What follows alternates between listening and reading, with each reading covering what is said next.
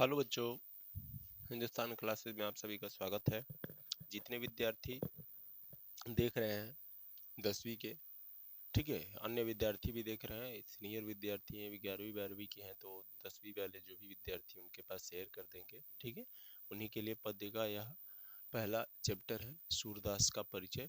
आइए इनका पहले संक्षिप्त परिचय जानेंगे, उसके बाद इनका पूरा परिचय अच्छे से जानेंगे। सूरदास जी का जन्म 1478 ईस्वी में हुआ था, ठीक है। और इनका गांव रुनकता था।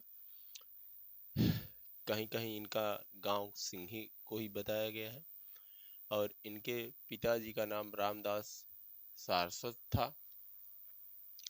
इनकी प्रमुख रचनाओं के विषय में बताएं तो इनकी प्रमुख रचनाएं सूरसागर, साहित्य लहरी, ठीक है, सुर सरावली जैसी इनकी क्या रही, रचनाएं रही। और भाषा में इनकी ब्रज भाषा ही इनकी प्रमुख भाषा है, ठीक है। और इनकी शैलियां मुक्तक शैली थी और गेय पद में थी, ठीक है बाबू। और आगे मैं बताऊं आपको तो इनकी इन्हें अष्टछाप के जहाज एवं भक्ति काल के कवि भी माना जाता है। इनके अष्टछाप के जहाज से ही विभूषित किया जाता है। ऐसे तो इस राष्ट्र कवि के नाम से भी इन्हें विभूषित किया जाता है, ठीक है, जाना जाता है। इनकी मृत्यु 1583 ईस्वी में हुई। कब हुई, कहाँ हुई, इसके विषय में भी बात करेंगे, ठीक है। साहित्य में इनका स्थान कृष्ण भक्ति कवियों में सर्वोच्च स्थान तथा वात्सल्य रस की पुरोधा थे। आइए जानते हैं, आरंभ करते हैं। कह रहे कि सूरदास जी का जन्म 1478 ईस्वी में रुनकता नामक गांव में हुआ था, ठीक है। इनके पिता का नाम रामदास सारस्वत था। इनकी प्रमुख रचनाओं में सूरसागर, साहित्य लहरी, सुर सरावली, ठीक है। और इनकी भाषा ब्रज थी, ठीक है। और शैली में मुक्तक शैली, गेय पद में। इनको अष्टछाप का जहाज कहा जाता था, अष्टछाप का जहाज, और भक्ति काल का कवि माना जाता है। सन 1583 ईस्वी में इनकी क्या हो जाती है, मृत्यु हो जाती है। और इनका साहित्य में स्थान किसके लिए संबंधित है, कृष्ण भक्ति कवियों में इनका सर्वोच्च स्थान है। भगवान श्री कृष्ण की भक्ति में संलीन रहने वाले सबसे कोई मतलब श्रेष्ठ कवि का नाम पहले आता है तो सूरदास जी का आता है, ठीक है। उसके बाद किसी भी महान कवियों का नाम आए। सूरदास का नाम ना आए कृष्ण भक्ति शाखा में, ऐसा हो ही नहीं सकता है, ठीक है। ये रहा आपका संक्षिप्त परिचय जो हमने आपको बताया। इसी तरह से आपको पेपर में भी करना है, ठीक है। मेरी राइटिंग थोड़ी सी इधर उधर हो सकती है, पर जो मैं कंटेंट आपको बता रहा हूँ वो आपका बहुत ही सुदृढ़ होगा, ठीक है। आइए अब इनके परिचय के विषय में जानेंगे कि इनका परिचय, पूरा परिचय जानेंगे, उसके बाद साहित्यिक परिचय जानेंगे, ठीक है। उसके बाद इनकी प्रमुख जो रचनाएं हैं उनके विषय में जानेंगे, ठीक है। आइए देखते हैं।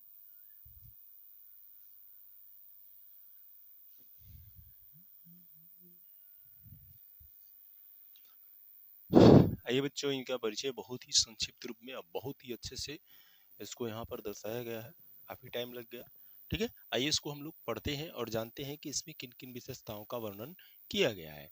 देखिए, कह रहा है कि वात्सल्य रस, कौन सा रस, वात्सल्य रस के सम्राट कहे जाने वाले हिंदी साहित्य के महान कवि सूरदास, महान कवि सूरदास का जन्म कब, 1478 ईस्वी को रुनकता नामक गांव में एक समृद्ध ब्राह्मण परिवार में हुआ था।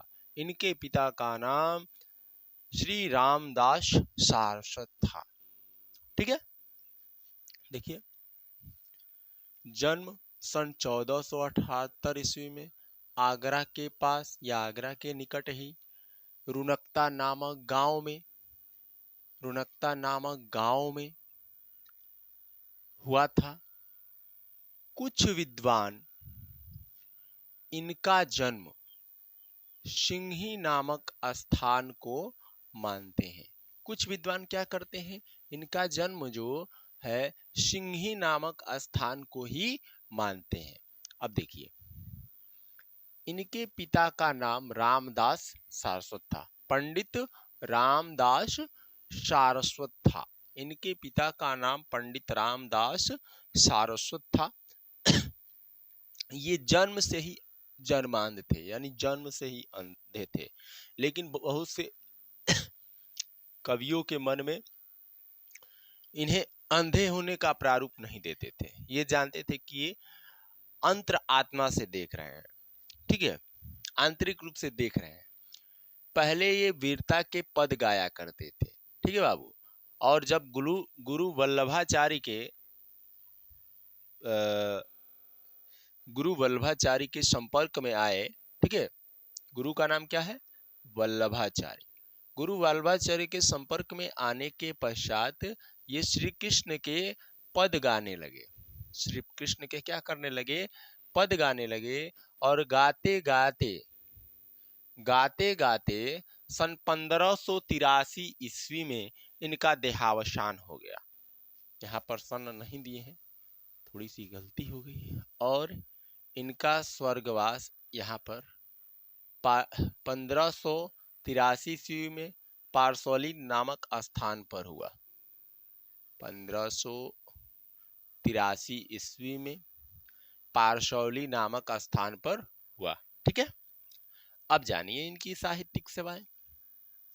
कह रहे कि सूरदास जी भक्ति रस, ध्यान से देखिएगा, सूरदास जी भक्ति रस के प्रधान कवि थे, ठीक है। और इनकी जो इसमें कविताएं हैं, ठीक है, इनकी जो कविताएं हैं, कविताएं श्री कृष्ण भक्ति पर आधारित है। केवल भगवान श्री कृष्ण की ही आराधना में लगे हुए थे। देखिए, उनकी रचनाओं में श्री कृष्ण की बाल लीलाओं का सूक्ष्म और मनमोहक सचित्रण किया गया है, या चित्रण मिलता है। इनकी रचनाओं को चित्रात्मक, संगीतात्मक रूप से चित्रण मिलता है। संगीतात्मक भी मिलेगा, चित्रात्मक भी मिलेगा। जैसे उनका पद पढ़ रहे होंगे तो लग रहा होगा कि मन में कोई ऐसा दृश्य चल रहा हो कि जैसे वो समक्ष ही आ गए हो, भगवान श्री कृष्ण सामने ही दिख रहे हो, ठीक है। उनकी बाल लीलाओं की जो भी, बचपन की जो भी लीलाएं हैं, वो भी आपके मन मस्तिष्क में स्मरण हो जाएगी, एकदम लय कि अभी दिख रहे हैं, जैसे कहीं पे टीवी चल रहा है, ऐसा प्रतीत होगा, ठीक है। अब देखिए, कह रहे कि साहित्यिक युग में अष्टछाप और भक्ति काल के कवि माने जाते हैं। साहित्यिक युग में किसके कवि माने जाते हैं, अष्टछाप और भक्ति काल के कवि माने जाते हैं। इन्हें अष्टछाप का जहाज भी कहा जाता है। इन्हें अष्टछाप का जहाज के नाम से भी विभूषित किया जाता है, ठीक है बाबू। ये तो रही हमारी साहित्यिक सेवाएं, साहित्यिक इनकी विशेषताएं। अब हम लोग जानेंगे इनकी प्रमुख रचनाओं में। तो इनकी प्रमुख रचनाएं 3 ही है, बस इसकी कुछ विशेषताएं हैं। जैसे आती है हमारी पहली सूरसागर, ठीक है बाबू, जो एक गीति काव्य है। देखें यहाँ पर, सूरसागर क्या है, एक गीति काव्य है। और उसके बाद दूसरी आती है सूर सरावली, ठीक है, दूसरी क्या आती है, सूर सरावली। और यहाँ पर देखिए, सूर सरावली में यह ग्रंथ सूर सागर का सार माना जाता है। क्या माना जाता है, सूर सागर का सार माना जाता है। और इसमें लगभग 1107 पद हैं। सूर सरावली में लगभग 1107 पद हैं। अब आता है हमारा साहित्य लहरी। साहित्य लहरी में कुल 118 दृष्टिकूट पद संग्रहित है, ठीक है बाबू। कुल 118 दृष्टिकूट पद संग्रहित हैं। अब इनकी भाषा के बारे में बात करें तो संक्षिप्त रूप में आपको बताए थे कि इनकी भाषाएं क्या हैं। तो इनकी भाषा ब्रज भाषा है, ठीक है। इसमें केवल भक्ति काल, भक्ति युग से संबंधित बातें को ही दर्शाया गया है। भगवान श्री कृष्ण की आराधना में सूर सागर इतने संलिप्त थे कि उनके अनन्य भक्त, अनन्य सेवक माने जाने लगा, ठीक है। आइए अब आगे जानते हैं। शैलियां क्या है भाई? मुक्तक शैली। इनकी शैलियों में प्रमुख क्या है भाई? मुक्तक शैली एवं गेय पद, ठीक है। देखिए, ये तो हमारा रहा परिचय बहुत ही अच्छे से। जितने विद्यार्थी हैं 10वीं के, ठीक है, वो जब भी जहां भी पढ़ रहे होंगे वहां पढ़िए आप लोग, ये नहीं कह रहे हैं कि नहीं पढ़िए, लेकिन हाँ कहीं पे कुछ नया दिख रहा है, मिल रहा है, तो उसको भी देख लीजिए, अगर हाँ सही है तो। नहीं तो बहुत सारा फेक भी लोग चढ़ा देते हैं। मैं अपना भी नहीं कह रहा, सबकी सबकी बात है, मेरी भी बात है। तो उसको आप लोग एकदम अच्छे से देखिए, परखिए, उसके बाद से पढ़िए, ठीक है। पढ़ेंगे अच्छा लगेगा, अगर याद हो जाएगी तो उस क्लास से बेस्ट कोई नहीं है, चाहे कहीं पे पढ़ रहे हैं। ये मैं नहीं कहूँगा कि आप मेरे ही क्लास से जुड़िए, आप कहीं पर भी पढ़िए, अच्छे से पढ़िए कि ताकि आपका अच्छा स्कोर हो सके। हमारा यही दायित्व रहता है कि जितने भी विद्यार्थी, अगर कहीं के भी विद्यार्थी हो, कुछ भी पढ़ रहे हो, तो अच्छा करें। चलिए मिलते हैं अगली क्लास में, तो इनका पद उसमें गाएंगे, उसमें भगवान श्री कृष्ण की बाल लीलाओं को बताएंगे, ठीक है। तो चलते हैं, मिलते हैं अगली क्लास, अगली सुबह, एकदम ऐसे ही जोश और जुनून के साथ, ठीक है। जय हिंद, जय भारत, जय माँ भारती, बेस्ट ऑफ लक।